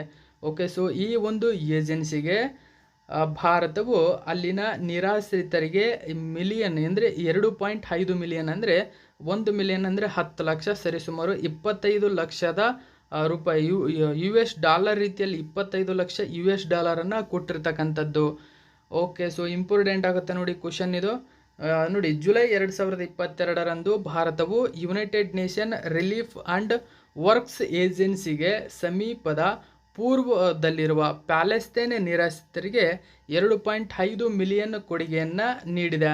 ಪೂರ್ವ ಜೆರುಸಲೆಂನಲ್ಲಿರುವ ಈ ಒಂದು UNRWAನ ಪ್ರಧಾನ ಕಚೇರಿಯಲ್ಲಿ ಜುಲೈ 2022ರಂದು ನಡೆದ ಸಮಾರಂಭದಲ್ಲಿ ಸಹಿ ಮಾಡಿದೆ. ನೋಡಿ, ಕೊಡುಗೆಗೆ ಮಹತ್ವವು ಸೇರಿದೆ. ಏನಂದರೆ ಈ ಕೊಡುಗೆಯು UNRWAಯ ಕೆಲಸಕ್ಕೆ ಭಾರತೀಯದ ಬಲವಾದ ಪ್ರದರ್ಶನ ಮತ್ತು ಅಚಲ ಬೆಂಬಲವನ್ನು ತೋರಿಸುತ್ತದೆ. ಇನ್ನೊಂದು, ಇದು ಪ್ಯಾಲೆಸ್ತೈನ್ ಯೋಗಕ್ಷೇಮದ ಕಡೆಗೆ ಭಾರತದ ಬದ್ಧತೆಯನ್ನು ಎತ್ತಿ ತೋರಿಸುತ್ತದೆ. ಅಷ್ಟೇ ಅಲ್ಲದೆ ಇದು ಮಧ್ಯಪ್ರಾಚ್ಯದಾದ್ಯಂತ ಪ್ಯಾಲೆಸ್ತೈನ್ ನಿರಾಶ್ರಿತರನ್ನು ಬೆಂಬಲಿಸುತ್ತದೆ. ಇನ್ನು UNRWAನಲ್ಲಿ ಭಾರತ ನೋಡಿ, ಇದರಲ್ಲಿ ಭಾರತ ದಾನಿಯಾಗಿದೆ. UNRWAನಲ್ಲಿ 2018ರಿಂದ ಮಧ್ಯಪ್ರಾಚ್ಯದಲ್ಲಿ ಪ್ಯಾಲೆಸ್ತೈನ್ ನಿರಾಶ್ರಿತರಿಗೆ UNRWA ಕೋರ್ ಸೇವೆಗಳನ್ನು ಬೆಂಬಲಿಸಲು ಭಾರತ ಇದುವರೆಗೂ ನೋಡಿ 20 ಮಿಲಿಯನ್ ಕೊಡುಗೆಯನ್ನು ನೀಡಿದೆ. ಹಾಗಾದರೆ ಈ ಒಂದು ವಿಶ್ವಸಂಸ್ಥೆಯ RWAನ ಬಗ್ಗೆ ನಾವು ನೋಡೋದಾದರೆ ನೋಡಿ, ಇದು 1949ರಲ್ಲಿ ಮಾನವೀಯ ಸಂಸ್ಥೆಯಾಗಿ ಸ್ಥಾಪಿಸಲಾಗಿದೆ. ಇನ್ನು 7ನೇ ಬಹುಮುಖ್ಯ ಕ್ವಶನ್ ಏನಿದೆ ಅಂತ ನೋಡೋಣ ಬನ್ನಿ. ನೋಡಿ, ಈ ಒಂದು ಕ್ವಶನ್ ಬಿಸ್ನೆಸ್ ಸ್ಟ್ಯಾಂಡರ್ಡ್ ಪೇಪರ್ನ ಮಾಹಿತಿ ಆಗಿದೆ. ಹಾಗಾದರೆ ಕ್ವಶನ್ ನೋಡಿ, 2022ನೇ ಸಾಲಿನ 36ನೇ ರಾಷ್ಟ್ರೀಯ ಕ್ರೀಡಾಕೂಟ ಗುಜರಾತ್ನಲ್ಲಿ ನಡೆಯಲಿದೆ. ಹಾಗಾದರೆ ಇತ್ತೀಚೆಗೆ ಬಿಡುಗಡೆಯಾದ 2022ನೇ ಸಾಲಿನ ಈ ಒಂದು ಕ್ರೀಡಾಕೂಟದ ಟ್ಯಾಗ್ ಲೈನ್ ಏನು? ನೋಡಿ, 36ನೇ ರಾಷ್ಟ್ರೀಯ ಕ್ರೀಡಾಕೂಟ ಗುಜರಾತ್ನಲ್ಲಿ ನಡೆಯಲಿದೆ ಅಂತಕ್ಕಂಥ ಮಾಹಿತಿಯನ್ನು ಆಲ್ರೆಡಿ ನಾನು ನಿಮ್ಮ ಮುಂದೆ ಹೇಳಿದ್ದೆ. ಆದರೆ ನಿನ್ನೆಯ ದಿನ ಇದರ ಟ್ಯಾಗ್ ಲೈನ್ ಬಿಡುಗಡೆಯಾಗಿದೆ. ನೋಡಿ, ಟ್ಯಾಗ್ ಲೈನ್ ನೋಡಿ ಇಂಪಾರ್ಟೆಂಟ್ ಆಗುತ್ತೆ. ಈಗ ರಷ್ಯಾ ನೋಡಿ ಉಕ್ರೇನ್ ಮೇಲೆ ಯಾವಾಗ ದಾಳಿ ಮಾಡ್ತು ಅಂತಕ್ಕಂಥದ್ದು ಕ್ವಶನನ್ನೇ AE ಪೇಪರಲ್ಲಿ ಕೆಪಿಟಿಷಿಯಲ್ AE ಪೇಪರಲ್ಲಿ ಕೇಳಿದ್ದಾನೆ. ನೋಡಿ, ಆ ತರಹದ ಸಿಲ್ಲಿ ಕ್ವಶನ್ಗಳನ್ನೆಲ್ಲ ಕೇಳ್ತಾ ಇದ್ದಾರೆ ಅಂದರೆ ನೀವು ಅದಕ್ಕೆ ಸಂಬಂಧಪಟ್ಟಂತೆ ನೋಡಿ ಯಾವ ದಿನಾಂಕದಂದು ದಾಳಿ ಮಾಡಿದೆ ಅಂತಕ್ಕಂಥದ್ದು ಇಂಪಾರ್ಟೆಂಟ್ ಅಲ್ಲಿ. ನೀವು ಬೇರೆ ಇನ್ನೆಲ್ಲದ್ರ ಬಗ್ಗೆ ಓದ್ಕೊಂಡಿರ್ತೀರ, ಉಕ್ರೇನ್, USSR, ರಷ್ಯಾದ ಇತಿಹಾಸ ಎಲ್ಲದನ್ನು. ಸೊ ಆದರೆ ಯಾವಾಗ ದಾಳಿ ಮಾಡಿತ್ತು ಎಂಬತಕ್ಕಂಥದ್ದು ಅಂದಾಜು ಕೂಡ ಯಾರಿಗೂ ಇರಲ್ಲ. ಆ ಕಾರಣದಿಂದಾಗಿ ಆ ಥರ ಸೂಕ್ಷ್ಮ ಕ್ವಶನ್ಗಳನ್ನು ಕೇಳ್ತಾ ಹೋಗ್ತಾರೆ. ಆ ಸೂಕ್ಷ್ಮ ಕ್ವಶನ್ಗಳೇ ನಿಮಗೆ ಇಂಪಾರ್ಟೆಂಟ್ ಆಗುತ್ತೆ. ನೋಡಿ, 36ನೇ ಕ್ರೀಡಾಕೂಟ ಗುಜರಾತ್ನಲ್ಲಿ ನಡೀತದೆ ಅಂತ ಎಲ್ಲರಿಗೂ ಗೊತ್ತು. ಸೊ ಅದರ ಟ್ಯಾಗ್ ಲೈನ್ ಆಗಿರ್ಬೋದು, ಅದರ ಒಂದು ಈ ತರಹದ ಮಾಹಿತಿಗಳು ಇಂಪಾರ್ಟೆಂಟ್ ಆಗುತ್ತೆ. ನೋಡಿ, ಇದಕ್ಕೆ ಅದರ ಟ್ಯಾಗ್ ಲೈನ್ ಬಂದ್ಬಿಟ್ಟು ಸ್ಪೋರ್ಟ್ಸ್ ಫಾರ್ ಯೂನಿಟಿ ಅಂತ ಹೇಳ್ತೀವಿ. ಹಾಗಾದರೆ ಮಾಹಿತಿ ಪ್ರಕಾರ ನೋಡಿ ಏನು ಮಾಹಿತಿ ಇದೆ ಅಂತ ನೋಡಿ. ಭಾರತೀಯ Olympic association IOA, Gujarat Olympic association ಮತ್ತು ಗುಜರಾತ್ ರಾಜ್ಯ ಸರ್ಕಾರದೊಂದಿಗೆ 36ನೇ ರಾಷ್ಟ್ರೀಯ ಕ್ರೀಡಾಕೂಟ 2022 ಜುಲೈ 2022 ಜಂಟಿಯಾಗಿ ನಡೆಸಲು ತಿಳುವಳಿಕೆ ಒಪ್ಪಂದಕ್ಕೆ ಸಹಿ ಹಾಕಿದೆ.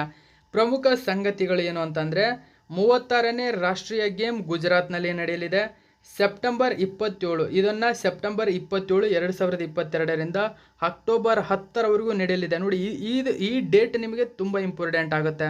KPTCL ಎಕ್ಸಾಮ್ಗೆ ಓದ್ತಕ್ಕಂಥವ್ರು ಡೇಟ್ ಕರೆಕ್ಟಾಗಿ ನೆನ್ಪಿಟ್ಕೊಳ್ಳಿ. ಸೆಪ್ಟೆಂಬರ್ 27 ಅಕ್ಟೋಬರ್ 10 ನಡೆಯಲಿದೆ. ಓಕೆ, ಸೊ ಇದು ಗುಜರಾತ್ನ 6 ನಗರಗಳಲ್ಲಿ ನಡೆಯಲಿದೆ. ಹಾಗಾದರೆ ಈ 6 ನಗರಗಳು ಯಾವ್ಯಾವು ಮತ್ತು 6 ನಗರ, ಇದರಲ್ಲಿ ಎಲ್ಲ 28 ರಾಜ್ಯಗಳು ಮತ್ತು 8 ಕೇಂದ್ರಾಡಳಿತ ಪ್ರದೇಶಗಳು ಭಾಗವಹಿಸಲಿವೆ. ನೋಡಿ, ಗುಜರಾತ್ನ 6 ನಗರಗಳಲ್ಲಿ ನಡೆಯಲಿದೆ. ಭಾರತದ 28 ರಾಜ್ಯಗಳು ಮತ್ತು 8 ಕೇಂದ್ರಾಡಳಿತ ಪ್ರದೇಶಗಳ ಎಲ್ಲ ಒಂದು ಕ್ರೀಡಾಪಟುಗಳು ಭಾಗವಹಿಸಲಿದ್ದಾರೆ. ನೋಡಿ, ಒಟ್ಟಾರೆಯಾಗಿ ಸ್ಪೋರ್ಟ್ಸ್ ಫಾರ್ ಯೂನಿಟಿ ಎಂಬತಕ್ಕಂಥ ಅಡಿ ಬರಹಕ್ಕೆ ಅನುಗುಣವಾಗಿ 36ನೇ ಕ್ರೀಡೆಗಳನ್ನು ಆಯೋಜಿಸಲಾಗಿದೆ. ಈ ವರ್ಷ ನೋಡಿ, ಇದು ಇಂಪಾರ್ಟೆಂಟ್ ಆಗುತ್ತೆ. ಈ ವರ್ಷ ಮುಖ್ಯವಾಗಿ ಯೋಗಾಸನ, ಮಲ್ಲಕಂಬ ಆಟಗಳ ಪಟ್ಟಿ ಸೇರ್ಪಡೆಗೊಳಿಸಲಾಗಿದೆ. ನೋಡಿ, ಹೊಸದಾಗಿ ಆಟಗಳು ಯೋಗಾಸನ, ಮಲ್ಲಕಂಬ ಆಟಗಳನ್ನು ಈ ಪಟ್ಟಿಯಲ್ಲಿ ಸೇರ್ಪಡೆಗೊಳಿಸಲಾಗಿದೆ. ಹೀಗಾಗಿ ಇದನ್ನು ಭಾರತದಲ್ಲಿ ಸ್ಥಳೀಯ ಕ್ರೀಡೆಗಳನ್ನು ಉತ್ತೇಜಿಸುತ್ತದೆ ಇದು.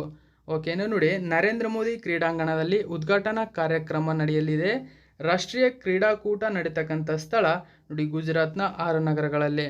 ಇದರ ಲೋಗೋ ನೋಡಿ ಇಂಪಾರ್ಟೆಂಟ್ ಆಗುತ್ತೆ, ಈ ಲೋಗೋ.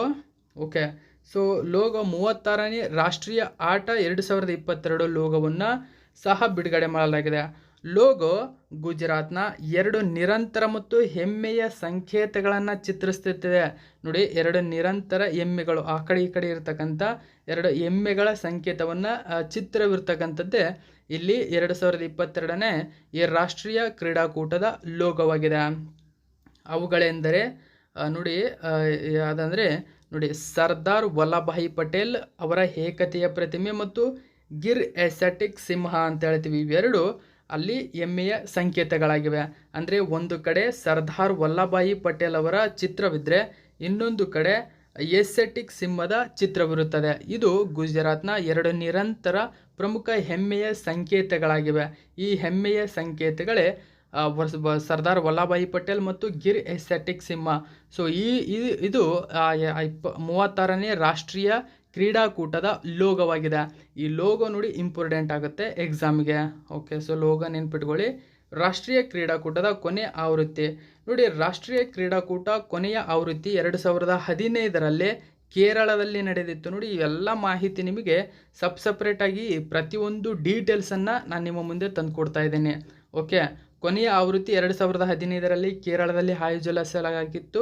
2022 ರಾಷ್ಟ್ರೀಯ ಕ್ರೀಡಾಕೂಟವು 7 ವರ್ಷಗಳ ನಂತರ ನಡೆಯಲಿದೆ ಸ್ನೇಹಿತರೆ. ನೋಡಿ, 2015 ನಡೆದಿರ್ತಕ್ಕಂಥ ಇದು ಯಾವುದೇ ಕಾರಣಕ್ಕೂ ನಡೆದಿರಲಿಲ್ಲ. ಸೊ ಈಗ 7 ವರ್ಷಗಳ ನಂತರ ಮತ್ತೆ ಈ ಒಂದು ಕ್ರೀಡಾಕೂಟವನ್ನು ಆರಂಭಿಸಲಾಗಿದೆ ಅಂತಕ್ಕಂಥದ್ದು ಇಲ್ಲಿ ನಿಮಗೆ ಇಂಪಾರ್ಟೆಂಟ್ ಆಗುತ್ತೆ. ಓಕೆ, ಇನ್ನು 8ನೇ ಬಹುಮುಖ್ಯವಾಗಿರ್ತಕ್ಕಂಥ ಕ್ವಶನ್, ಇದು ಕೂಡ ದಿ ಹಿಂದೂ ಪೇಪರ್ನ ಮಾಹಿತಿ ಆಗಿದೆ. ನೋಡಿ, ತುಂಬಾ ಇಂಪಾರ್ಟೆಂಟ್ ಆಗುತ್ತೆ ಇದು. ಸುದ್ದಿಯಲ್ಲಿರುವ ಆಂಟಿ ಮ್ಯಾರಿಟೈಮ್ ಗೌಪ್ಯತೆ ಮಸೂದೆ 2019. ಓಕೆ, ಸೊ ನೋಡಿ, ಆಂಟಿ ಮ್ಯಾರಿಟೈಮ್ ಪೈರಸಿ ಬಿಲ್ 2019 ಅನ್ನು ಲೋಕಸಭೆಯಲ್ಲಿ ಮೊಟ್ಟ ಮೊದಲ ಬಾರಿಗೆ 2019 ಯಾವ ದಿನಾಂಕದಂದು ಮಂಡಿಸಲಾಗಿತ್ತು? ನೋಡಿ, ಇದಕ್ಕೆ ಸರಿಯಾದಂಥ ಉತ್ತರ ಆಪ್ಷನ್ ನಂಬರ್ ಸಿ, ಡಿಸೆಂಬರ್ 9, 2019 ಅಂತ ಹೇಳ್ತೀವಿ. ಸೊ ಈ ದಿನಾಂಕದಂದು ಆಂಟಿ ಮ್ಯಾರಿಟೈಮ್ ಪೈರಸಿ ಬಿಲ್ 2019 ಅನ್ನು ಜಾರಿಗೆ ಮಾಡಲಾಗಿತ್ತು. ಯಾಕೆ ಇದು ಇತ್ತೀಚೆಗೆ ಜಾರಿಯಲ್ಲಿದೆ, ಏನು ಇದಕ್ಕೆ ಸಂಬಂಧಪಟ್ಟಿರ್ತಕ್ಕಂಥ ಸಂಪೂರ್ಣ ಮಾಹಿತಿಯನ್ನು ಸೊ ದಿ ಹಿಂದೂ ಪೇಪರಲ್ಲಿ ನೀಡಿದ್ರು ನೋಡಿ. Explained what is the anti maritime piracy bill 2019. Okay, ಗೌಪ್ಯತೆ ಅಂತ ಹೇಳ್ತೀವಿ, ಪೈರಸಿ ಅಂತ ಅಂದರೆ ಏನು ಮಾಹಿತಿ ಒಂದು ಬಿಲ್ ನೋಡಿ ಸುದ್ದಿಯಲ್ಲಿ ಏಕೆ ಅಂತ ನೋಡೋದಾದರೆ, ಆಂಟಿ ಮ್ಯಾರಿಟೈಮ್ ಪೈರಸಿ ಬಿಲ್ 2019 ಇತ್ತೀಚೆಗೆ ಸಂಸತ್ತಿನ ಮಾನ್ಸೂನ್ ಅಧಿವೇಶನದಲ್ಲಿ ಪರಿಗಣನೆಗೆ ಮತ್ತು ಅಂಗೀಕಾರಕ್ಕಾಗಿ ಪಟ್ಟಿ ಮಾಡಲಾಗಿದೆ. ಅಂಗೀಕಾರ ಮಾಡಬೇಕು ಅಂತ ಏನು ಹಾಗಾದರೆ ಇದು ನೋಡಿ, 1982ರ ವಿಶ್ವಸಂಸ್ಥೆಯ ಸಮುದ್ರ ಕಾನೂನು ಅಂತ ಹೇಳ್ತೀವಿ ಸ್ನೇಹಿತರೆ, ಇಂಪಾರ್ಟೆಂಟ್ ಆಗುತ್ತೆ. UNCLOS ಅಂದರೆ United nation convention on the law of the C ಅಂತ ಹೇಳ್ತೀವಿ. ಇದರ ಎಕ್ಸ್ಪ್ಲೈನ್ ಅಂದರೆ UNCLOSನ ಎಕ್ಸ್ಪ್ಲೈನ್ ಏನಂದರೆ UN convention on the law of the C ಏನಿದೆ. ಸೊ ಇದರೊಂದಿಗೆ ಭಾರತದ ಬದ್ಧತೆಗೆ ಅನುಗುಣವಾಗಿ ಕೇಂದ್ರ ಸರ್ಕಾರವು ಆಂಟಿ ಮ್ಯಾರಿಟೈಮ್ ಗೌಪ್ಯತೆ ಮಸೂದೆ 2019 ತಂದಿದೆ. ಅಂದರೆ ನೋಡಿ, ಈ ವಿಶ್ವಸಂಸ್ಥೆಯ ಈ ಒಂದು ಯೋಜನೆಯ ಅಂಗವಾಗಿ ಸೊ ಅದರ ಅನುಗುಣಕ್ಕೆ ತಕ್ಕಂತೆ 1982ರ ವಿಶ್ವಸಂಸ್ಥೆಯ ಇದು ಸಮುದ್ರ ಕಾನೂನಿಗೆ ಅನುಗುಣಕ್ಕೆ ಸಂಬಂಧಪಟ್ಟಂತೆ ಭಾರತ 2019ರ ಡಿಸೆಂಬರ್ 9ರಂದು ಈ ಒಂದು ಆಂಟಿ ಮ್ಯಾರಿಟೈಮ್ ಪೈರಸಿ ಬಿಲ್ಲನ್ನು ಜಾರಿಗೆ ತಂದಿತ್ತು. ಆಂಟಿ ಮ್ಯಾರಿಟೈಮ್ ಪೈರಸಿ ಬಿಲ್ ನೈಜೀರಿಯಾದ ಕರಾವಳಿಯಲ್ಲಿ ಕಚ್ಚಾ ತೈಲ ವಾಹನದಲ್ಲಿ 18 ಭಾರತೀಯರನ್ನು ಅಪಹರಿಸಿದ ನಂತರ ಸೊ ಈ ಒಂದು ಬಿಲ್ಲನ್ನು ಪರಿಚಯಿಸಲಾಗಿದೆ. ಹಾಗಾದರೆ ಈ ಒಂದು ಮಸೂದೆಯ ಪ್ರಮುಖ ಲಕ್ಷಣಗಳೇನು ನೋಡಿ. ಈ ಒಂದು ಬಿಲ್ ನಿಮಗೆ ಯಾವುದೇ ಕಾರಣಕ್ಕೂ ಎಸ್ಸೆ ಬರೀತಕ್ಕಂಥವ್ರಿಗೆ ತುಂಬ ಇಂಪಾರ್ಟೆಂಟ್ ಆಗಬಹುದು. ಯಾಕಂದರೆ ಇದು ಸುಮಾರು ವರ್ಷಗಳಿಂದ ಜಾರಿಯಲ್ಲಿರ್ತಕ್ಕಂಥದ್ದು. ಸೊ ಲೋಕಸಭೆಯಲ್ಲಿ ಮಂಡಿಸಲಾಗಿದೆ, ಆದರೆ ಇದು ಅನುಷ್ಠಾನ ಮಾಡಲಾಗಿಲ್ಲ. ಸೊ ಇದರ ಸಂಪೂರ್ಣ ಡೀಟೇಲ್ಸನ್ನು ನೋಡ್ಕೊಳ್ಳಿ. ಅದರ ಜೊತೆಗೆ ಕ್ರೋಮಲ್ಲಿ ಹೋಗಿ ಎಕ್ಸ್ಟ್ರಾ ಇದರ ಬಗ್ಗೆ ಸರ್ಚ್ ಮಾಡಿ ತಿಳ್ಕೊಳ್ಳಿ. ಯಾಕಂದರೆ ಈ ತರಹದ ಬಿಲ್ಗಳು ಸೊ ಈ ಥರ ಒಂದು ಮಸೂದೆ ನೋಡಿ, ಇದು ವೆರೈಟಿ ಆಗಿದೆ. ಸೊ ಈ ಥರ ಕೇಳಿಬಿಟ್ರೆ ನಿಮಗೆ ಅಂದಾಜು ಕೂಡ ಇರಲ್ಲ. ಅಸಲು ಬಗ್ಗೆ ಯಾರು ಈ ತರಹದ ಪ್ರಮುಖ ಮಾಹಿತಿಗಳನ್ನು ಬಿಚ್ಚಿಡಲ್ಲ. ಇದು ತುಂಬ ಇಂಪಾರ್ಟೆಂಟ್ ಆಗುತ್ತೆ ಈ ತರಹದ ಪ್ರಮುಖ ಮಾಹಿತಿಗಳು. ಓಕೆ ನೋಡಿ, ಮಸೂದೆಯ ಪ್ರಮುಖ ಲಕ್ಷಣಗಳೇನು ಅಂತ ನೋಡೋದಾದರೆ, ಈ ಮಸೂದೆಯನ್ನು ಡಿಸೆಂಬರ್ 9, 2019ರಂದು ಲೋಕಸಭೆಯಲ್ಲಿ ಮಂಡಿಸಲಾಯಿತು ಮತ್ತು ವಿದೇಶಾಂಗ ವ್ಯವಹಾರಗಳ ಸ್ಥಾಯಿ ಸಮಿತಿ ಫೆಬ್ರವರಿ 11, 2021ರಂದು ತನ್ನ ವರದಿಯನ್ನು ಮಂಡಿಸಿತ್ತು. ಇದನ್ನು ಓಕೆ, ಲೋಕಸಭೆಯಲ್ಲಿ ಮಂಡಿಸಿದ್ದೇ ಬೇರೆ. ಸೊ ವಿದೇಶಾಂಗ ವ್ಯವಹಾರಗಳ ಸ್ಥಾಯಿ ಸಮಿತಿ ಫೆಬ್ರವರಿ 11, 2021ರಂದು ತನ್ನ ವರದಿಯನ್ನು ಮಂಡಿಸಿತು. ಈ ಮಸೂದೆಯು ಸಮುದ್ರದಲ್ಲಿ ಒಂದು ಕಡಲ್ಗಳ್ಳತನದ ವಿರುದ್ಧ ಕ್ರಮ ಕೈಗೊಳ್ಳಲು ಭಾರತೀಯ ಅಧಿಕಾರಿಗಳಿಗೆ ಅನುವು ಮಾಡಿಕೊಡುತ್ತದೆ. ಭಾರತವು ಪ್ರಸ್ತುತ ಸಮುದ್ರದಲ್ಲಿ ಕಡಲ್ಗಳ್ಳತನದ ವಿಷಯಗಳ ಬಗ್ಗೆ ಕಾನೂನು ಹೊಂದಿಲ್ಲ. ನೋಡಿ, ಯಾವುದೇ ರೀತಿಯ ಕಾನೂನುಗಳನ್ನು ಭಾರತವು ಕಡಲ್ಗಳ್ಳತನಕ್ಕೆ ಸಂಬಂಧಪಟ್ಟಂತೆ ಕಾನೂನುಗಳನ್ನು ಒಳಗೊಂಡಿಲ್ಲ, ಅಂದರೆ ಸಂವಿಧಾನದಲ್ಲಿ ಇಲ್ಲ. ಆ ಕಾರಣಕ್ಕಾಗಿ ಈ ಬಿಲ್ ಜಾರಿಯಾಗಿದೆ. ಹಾಗಾದರೆ ಈ ಬಿಲ್ ಯಾರೊಂದಿಗೆ ಸಂಬಂಧಪಟ್ಟಿದೆ ಅಂತಂದರೆ ನೋಡಿ, ವಿಶ್ವಸಂಸ್ಥೆಯೊಂದಿಗೆ ಈ ಬಿಲ್ ಸಂಬಂಧಪಟ್ಟಿದೆ. ಅಂದರೆ ಈ ಬಿಲ್ ಲೋಕಸಭೆಯಲ್ಲಿ ಜಾರಿಯಾಗಿ ನಮಗೇನಾದರೂ ಬಿಲ್ ಪಾಸ್ ಆಯಿತು ಅಂತಂದರೆ ವಿಶ್ವಸಂಸ್ಥೆಯ ಅಧೀನ ಸಂಸ್ಥೆಯಾಗಿ ಭಾರತ ಒಂದು ಸದಸ್ಯ ರಾಷ್ಟ್ರವಾಗಿ ಅಲ್ಲಿ ಆಯ್ಕೆ ಆಗುತ್ತೆ. ಸೊ ವಿಶ್ವಸಂಸ್ಥೆಯಲ್ಲಿ ಈ ಒಂದು ಬಿಲ್ಗೆ ಸಂಬಂಧಪಟ್ಟಂತೆ ಏನೇನು ರೂಲ್ಸ್ಗಳಿವೆ ಸೊ ಆ ಎಲ್ಲ ರೂಲ್ಸ್ಗಳು ಭಾರತಕ್ಕೆ ಅನ್ವಯಿಸುತ್ತೆ. ಆ ಕಾರಣಕ್ಕಾಗಿ ಈ ಬಿಲ್ ಇನ್ನೂ ಆದರೂ ತಡವಾಗಿದೆ. ಅಲ್ಲಿರ್ತಕ್ಕಂಥ ಟಫ್ ರೂಲ್ಸ್ಗಳಾಗಿರ್ಬೋದು, ಸೊ ಯಾವುದೋ ಕಾರಣದಿಂದಾಗಿ ಸೊ ಎದುರಾಳಿಗಳ ವಾದದಿಂದ ಏನೋ ಗೊತ್ತಿಲ್ಲ, ಸೊ ಇದು ಪೆಂಡಿಂಗಲ್ಲಿ ಉಳ್ಕೊಂಡಿರ್ತಕ್ಕಂಥದ್ದು. ನೋಡಿ, ಯಾವುದೇ ವಿಷಯಗಳಿಗೆ ಸಂಬಂಧಪಟ್ಟಂತೆ ಕಾನೂನನ್ನು ಹೊಂದಿಲ್ಲ. ಒಮ್ಮೆ ಜಾರಿಗೆ ಬಂದ ನಂತರ ಈ ಬಿಲ್ ಏನಾದರೂ ಜಾರಿಗೆ ಬಂದರೆ ಆಂಟಿ ಮ್ಯಾರಿಟೈಮ್ ಪೈರಸಿ ಬಿಲ್ ಇದು ವಿಶ್ವಸಂಸ್ಥೆಯ convention on the law of the C ಅನ್ನು ಕಾನೂನಿಗೆ ತರುತ್ತದೆ. ನೋಡಿ, ಈ ಒಂದು UN ಸಂಸ್ಥೆ ಇರತಕ್ಕಂಥ ಈ ಒಂದು ಸಮುದ್ರಕ್ಕೆ ಸಂಬಂಧಪಟ್ಟಂತೆ ನೋಡಿ, ಸಿ ಅಂದರೆ ಸಮುದ್ರ. ಓಕೆ, ಈ ಸಮುದ್ರ ಅಂದರೆ ಭಾರತ ಎಷ್ಟು 12 ನಾಟಿಕಲ್ ಸಮುದ್ರದ ಒಂದು ವಿಸ್ತೀರ್ಣದ ಅಂತರವನ್ನು ಒಳಗೊಂಡಿದೆ. ಓಕೆ, ಸೊ ಅದಕ್ಕೆ ಆ ಒಂದು ಒಳಗಡೆ ಏನು ಕಾನೂನಿದೆ ಆ ಕಾನೂನಿಗೆ ಭಾರತದ ಈ ಬಿಲ್ ಸೇರ್ಪಡೆಗೊಳ್ಳುತ್ತೆ. ಅಂದರೆ ಭಾರತಕ್ಕೂ ವಿಶ್ವಸಂಸ್ಥೆ ನೇಮಕ ಮಾಡಿರ್ತಕ್ಕಂಥ ಸಮುದ್ರ ಒಂದು ಏನಿದೆ ಅವ ಒಂದು ಲಾ ಕಾನೂನುಗಳು ಸೊ ಭಾರತದ ಈ ಒಂದು ಯೋಜನೆಗೆ ಸಂಬಂಧಪಡುತ್ತೆ. ಸೊ ಭಾರತ ಆಲ್ರೆಡಿ ಇದಕ್ಕೆ 1995ರಲ್ಲಿ ಅಂಗೀಕರಿಸುತ್ತಿದ್ದನ್ನು, ಅಂದರೆ ಈ ವಿಶ್ವಸಂಸ್ಥೆ ಮಾಡಿರ್ತಕ್ಕಂಥ, ಸೊ ಇದು ಒಂದು ಏನಿದೆ UN convention on the law of the sea ಕಾನೂನುಗಳೇನಿದೆ, ಈ ಕಾನೂನುಗಳಿಗೆ ಭಾರತ ಆಲ್ರೆಡಿ 1995 ಅಂಗೀಕರಿಸಿದೆ. ಅಂದರೆ ಭಾರತದಲ್ಲಿ ಇದು ಭಾರತ ಅಂಗೀಕರಿಸಿದೆ, ಆದರೆ ಈ ಬಿಲ್ ಭಾರತದಿಂದ ಇನ್ನೂ ಅಂಗೀಕಾರಗೊಂಡಿಲ್ಲ. ಓಕೆ, ಭಾರತ ಆಲ್ರೆಡಿ ವಿಶ್ವಸಂಸ್ಥೆಯ ಈ ಒಂದು ಸಮುದ್ರ ಬಿಲ್ಗೆ ಸಂಬಂಧಪಟ್ಟ ಸಮುದ್ರ ಕಾನೂನುಗಳಿಗೆ ಅಲ್ಲಿ ಅಂಗೀಕಾರ ನೀಡಿ ಜಾಯಿನ್ ಆಗಿದೆ. ಓಕೆ, ಇದು ನಿಮಗೆ ಇಂಪಾರ್ಟೆಂಟ್ ಆಗುತ್ತೆ. ನೋಡಿ, ಈ ಒಂದು ಸಮುದ್ರದ ಕಾನೂನಿನ ಕುರಿತ UN ಕನ್ವೆನ್ಷನ್ ಬಗ್ಗೆ ನಾವು ನೋಡೋದಾದರೆ, ನೋಡಿ, ಈ ಒಂದು UNCLOS ಎಂಬುದು ಸಾಗರಗಳನ್ನು ಮತ್ತು ಅವುಗಳ ಸಂಪನ್ಮೂಲಗಳ ಬಳಕೆಯನ್ನು ನಿಯಂತ್ರಿಸುವ ನಿಯಮಗಳ ಒಂದು ಗುಂಪಾಗಿದೆ. ವಿಶ್ವದ 150ಕ್ಕೂ ಹೆಚ್ಚು ದೇಶಗಳ 14 ವರ್ಷಗಳ ಸಹಯೋಗದ ನಂತರ ಜಮೈಕಾದ ಮಾಂಟೆಗೋ ಬೇಯಲ್ಲಿ ಡಿಸೆಂಬರ್ 10, 1982 ಇದನ್ನು ತೆರೆಯಲಾಗಿದೆ. ನೋಡಿ, ವೆರಿ ಇಂಪಾರ್ಟೆಂಟ್ ಆಗಿರತಕ್ಕಂಥದ್ದು. ಇನ್ನು ನೆಕ್ಸ್ಟ್ 9ನೇ ಕ್ವಶನ್ ಏನಿದೆ ಅಂತ ನೋಡಿ, ಭಾರತದ ವಿದೇಶಿ ವಿನಿಮಯ ಮೀಸಲು 15 ಜುಲೈ 2022 ಡ್ಯಾಶ್ ಶತಕೋಟಿ ಡಾಲರ್ ಕುಸಿದಿದೆ ಎಂದು ಹೇಳಿದೆ, ಮತ್ತು ಇದು 20 ತಿಂಗಳಿಗಿಂತ ಕಡಿಮೆಯಾಗಿದೆ. ಒಂದು 20 ತಿಂಗಳಲ್ಲೇ ಅತ್ಯಂತ ಕಡಿಮೆಯಾಗಿದೆ. ನೋಡಿ, ಇದಕ್ಕೆ ಸರಿಯಾದಂಥ ಉತ್ತರ ಆಪ್ಷನ್ ನಂಬರ್ ಡಿ ಸರಿಯಾಗಿದೆ. 572.7 ಅಂತ ಹೇಳ್ತೀವಿ. ನೋಡಿ, ಜುಲೈ 15, 2022 ಭಾರತದ ವಿದೇಶಿ ವಿನಿಮಯ ಮೀಸಲು ಅಂತ ಹೇಳ್ತೀವಿ. ಅಂದರೆ ನೋಡಿ, ಲೋವೆಸ್ಟ್ ಪ್ರೈಸ್ ಇಲ್ಲಿ ಜಾರಿಗೆ ಬಂದಿದೆ. ಸೊ ಇಂಡಿಯನ್ ಫಾರೆಕ್ಸ್ ರಿಸರ್ವೇಷನ್ ಅಂತ ಹೇಳ್ತೀವಿ, ಫಾರೆಕ್ಸ್ ರಿಸರ್ವ್ಸ್. ಸೊ ಇಲ್ಲಿ 572.7 ಬಿಲಿಯನ್ ಅಮೇರಿಕನ್ ಡಾಲರ್ಗೆ ಕುಸಿತಗೊಂಡಿದೆ ಅಂತಕ್ಕಂಥದ್ದು. 20 ತಿಂಗಳಲ್ಲೇ ಅತಿ ದೊಡ್ಡ ಕುಸಿತ ಇದಾಗಿದೆ ಅಂತಕ್ಕಂಥ ಮಾಹಿತಿ. ಸೊ ಇಂಪಾರ್ಟೆಂಟ್ ಆಗುತ್ತೆ ಈ ಒಂದು ಕ್ವಶನ್ನು. ನೋಡಿ, India's forex reserve fall to lowest in more than 20 months. ಈ ಒಂದು ಮಾಹಿತಿಯನ್ನು ಏನು ಪೇಪರಲ್ಲಿ ಕೊಟ್ಟಿದ್ರು ಅಂತ ನೋಡಿ, ಭಾರತದ ವಿದೇಶಿ ವಿನಿಮಯ ಮೀಸಲು 7.5 ಶತಕೋಟಿ ಡಾಲರ್ ಪತನವಾಗಿದೆ. ನೋಡಿ, ಇದೇ ಮೊಟ್ಟ ಮೊದಲ ಬಾರಿಗೆ 7.5 ಬಿಲಿಯನ್ ಡಾಲರ್ ಪತನವಾಗಿದೆ. ಭಾರತದ ವಿದೇಶಿ ವಿನಿಮಯ ಮೀಸಲುಗಳು 20 ತಿಂಗಳಲ್ಲೇ ಅತ್ಯಂತ ಕಡಿಮೆ ಮಟ್ಟಕ್ಕೆ ಕುಸಿತಗೊಂಡಿದೆ. ಏಕೆಂದರೆ ಕೇಂದ್ರ ಬ್ಯಾಂಕ್ $1ಗೆ 80 ದಾಟಿದಂತೆ ರೂಪಾಯಿಯನ್ನು ರಕ್ಷಿಸಲು ತನ್ನ ಹಸ್ತಕ್ಷೇಪವನ್ನು ಹೆಚ್ಚಿಸಿದೆ. ಯಾವುದು? Reserve bank of India. ಅಂದರೆ ಈಗ ಭಾರತದ ರೂಪಾಯಿ ಇಂಡಿಯನ್ ಕರೆನ್ಸಿ ನೋಡೋದಾದರೆ ಡಾಲರ್ ಎದುರು 80 ರೂಪಾಯಿ ದಾಟಿದೆ. ಸೊ ಆ ಕಾರಣದಿಂದಾಗಿ ವಿದೇಶಿ ಮೀಸಲು ಇದು ಕೂಡ ಇದು ತುಂಬನೇ ಪ್ರಮಾಣದಲ್ಲಿ ಕುಸಿತಗೊಂಡಿದೆ. ನೋಡಿ, ಜುಲೈ 15ಕ್ಕೆ ಕೊನೆಗೊಂಡ ವಾರದಲ್ಲಿ ದೇಶದ ವಿದೇಶಿ ವಿನಿಮಯ ಸಂಗ್ರಹವು 7.5 ಬಿಲಿಯನ್ US$ ಶತಕೋಟಿಯಿಂದ ಒಟ್ಟು 572.7 ಶತಕೋಟಿಗೆ ಕುಸಿತಗೊಂಡಿದೆ ಎಂದು ರಿಸರ್ವ್ ಬ್ಯಾಂಕ್ ತೋರಿಸಿದೆ. RBI ಬಿಡುಗಡೆ ಮಾಡಿದ ಸಾಪ್ತಾಹಿಕ ಅಂಕಿಅಂಶಗಳ ಅನುಬಂಧದ ಪ್ರಕಾರ FCAಗಳು ಅಂದರೆ ವಿದೇಶಿ ವಿನಿಮಯ ಮೀಸಲುಗಳು ವರದಿ ಮಾಡಿದರಲ್ಲಿ ಇಷ್ಟೊಂದು ಪ್ರಮಾಣದಲ್ಲಿ ಕುಸಿತಗೊಂಡಿದೆ ಅಂತಕ್ಕಂಥ ಮಾಹಿತಿಯಲ್ಲಿ ನೀಡಲಾಗಿದೆ. ಇನ್ನು 10ನೇ ಪ್ರಮುಖ ಕ್ವಶನ್ ಏನಿದೆ ಅಂತ ನೋಡೋಣ ಬನ್ನಿ. ಇದು ಕೂಡ ದಿ ಹಿಂದೂ ಪೇಪರ್ನ ಮಾಹಿತಿಯಾಗಿದೆ. 1ನೇ ಖೇಲೋ ಇಂಡಿಯಾ ಫೈನಾನ್ಸ್ ಮಹಿಳಾ ಲೀಗ್. ನೋಡಿ, ಫೆನ್ಸಿಂಗ್ ಅಂತ ಹೇಳ್ತೀವಿ, ಫಿನಾನ್ಸ್ ಅಲ್ಲ, ಫೆನ್ಸಿಂಗ್. ಓಕೆ, 1ನೇ ಖೇಲೋ ಇಂಡಿಯಾ ಫೆನ್ಸಿಂಗ್ ಮಹಿಳಾ ಲೀಗ್.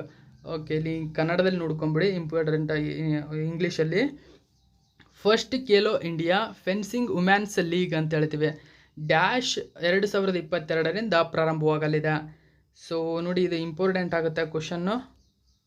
ನೋಡಿ, ಇದಕ್ಕೆ ಸರಿಯಾದಂಥ ಉತ್ತರ ಆಪ್ಷನ್ ನಂಬರ್ ಡಿ, ಜುಲೈ 25. ಇದೇ ಜುಲೈ 25ರಿಂದ ಜುಲೈ 29ರವರೆಗೂ 1ನೇ Khelo India fencing women's league ನಡೆಯಲಿದೆ. ಹಾಗಾದರೆ ಈ ಒಂದು ಕ್ರೀಡೆ ಯಾವುದಕ್ಕೆ ಸಂಬಂಧಪಟ್ಟಿದೆ ಅಂತ ಇಲ್ಲಿ ನೋಡ್ಬೋದು. ನೀವು ಕತ್ತಿ ಹಿಡ್ಕೊಂಡು ಅವ್ರ ಮುಖಕ್ಕೆಲ್ಲ ಮಾಸ್ಕ್ ಹಾಕೊಂಡು ಹೊಡೆದಾಡ್ತಾರೆ. ಸೊ ಈ ಒಂದು ಕ್ರೀಡೆಗೆ ಸಂಬಂಧಪಟ್ಟಿದೆ. ಇದು ಭಾರತದಲ್ಲೇ ಮೊಟ್ಟ ಮೊದಲ ಬಾರಿಗೆ ನಡೀತಕ್ಕಂಥ ಕ್ರೀಡಾಕೂಟವಾಗಿದೆ. ಸೊ ಇದು ನೋಡಿ, ಮಾಹಿತಿ ಪ್ರಕಾರ ತುಂಬ ಇಂಪಾರ್ಟೆಂಟ್ ಆಗುತ್ತೆ ಕ್ವಶನ್. ಯಾಕಂದರೆ ಮೊದಲ ಬಾರಿಗೆ ಇದನ್ನು ಆಯೋಜನೆ ಮಾಡಲಾಗಿದೆ. ಈ ಒಂದು ಆಯೋಜನೆ ಇಲ್ಲಿ ನೀವು ಕೊಟ್ಟಿರೋ ಪ್ರಕಾರ 25 ಜುಲೈಯಿಂದ 29 ಜುಲೈವರೆಗೆ ನಡೆಯಲಿದೆ. So first Khelo India fencing women's league ಅಂತ ಹೇಳ್ತೀವಿ, ಅಂದರೆ ವುಮೆನ್ಸ್ ಲೀಗ್ ಇದಾಗಿದೆ. ಓಕೆ, ಸೊ ಏನು ಮಾಹಿತಿ ನೋಡಿ, first Khelo India fencing women's league to start from Monday in New Delhi. ನೋಡಿ ಇಂಪಾರ್ಟೆಂಟ್ ಆಗುತ್ತೆ. ಎಲ್ಲಿ ನಡೆಯಲಿದೆ? ನವದೆಹಲಿಯಲ್ಲಿ ನಡೆಯಲಿದೆ ಸ್ನೇಹಿತರ. ಓಕೆ, ಜುಲೈ 25, 2022 ಪ್ರಾರಂಭವಾಗುವ ಮೊದಲ ಖೇಲೋ ಇಂಡಿಯಾ ಫೆನ್ಸಿಂಗ್ ಮಹಿಳಾ ಲೀಗನ್ನು ನವದೆಹಲಿಯ ಟಾಲ್ಕೋಟೋರಾ ಒಳಾಂಗಣದಲ್ಲಿ ಆಯೋಜಿಸಲಾಗಿದೆ. ಸೊ ಇದು ಜುಲೈ 29ರವರೆಗೂ ನಡೆಯಲಿದೆ. 3 ಹಂತಗಳಲ್ಲಿ ನಡೆಯಲಿದೆ. ಪ್ರತಿ ಹಂತಕ್ಕೆ 17 ಲಕ್ಷ ರೂಪಾಯಿಗೂ ಹೆಚ್ಚು ಬಹುಮಾನದ ಮೊತ್ತವನ್ನು ನಿಗದಿಪಡಿಸಲಾಗಿದೆ. ಸೊ ಈ ಒಂದು ಈವೆಂಟ್ನಲ್ಲಿ 20 ರಾಜ್ಯಗಳಾದ್ಯಂತ 20 ರಾಜ್ಯಗಳಾದ್ಯಂತ 300ಕ್ಕೂ ಹೆಚ್ಚು ಮಹಿಳೆಯರು ನೋಂದಾಯಿಸಿಕೊಂಡಿದ್ದಾರೆ. ಸೊ ಟೋಕಿಯೋ ಒಲಿಂಪಿಯಾಡ್ ಮತ್ತು target olympiad podium scheme athletic ಆಗಿರ್ತಕ್ಕಂಥ ಭವಾನಿ ದೇವಿ ಕೂಡ ಇಲ್ಲಿ ಭಾಗವಹಿಸಲಿದ್ದಾರೆ. ನೋಡಿ, ಇದು ಇವತ್ತಿನ ಪ್ರಮುಖ ಕರೆಂಟ್ ಅಫೇರ್ಸ್ ಆಗಿದೆ. Thank you so much for watching my video friends.